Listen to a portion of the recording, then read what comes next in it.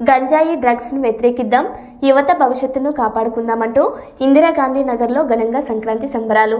నగరంలోని 43వ వార్డు ఇందిరాగాంధీ నగర్లో DYFI ఐద్వా, ASFI CITU PNM KVS ఆధ్వర్యంలో డివైఎఫ్ఐ స్పోర్ట్స్ కన్వీనర్ వి శంకర్, ఐద్వా నగర అధ్యక్షులు ఎం కుమారి అధ్యక్షతన గంజాయి డ్రగ్స్ ని అంతం చేద్దాం, యువత భవిష్యత్తును కాపాడుకుందామంటూ పెద్ద ఎత్తున యువతీ యువకులు మహిళలు పాల్గొని ఆటలు, ముగ్గుల పోటీలు, డాన్స్ పోటీలు నిర్వహించారు.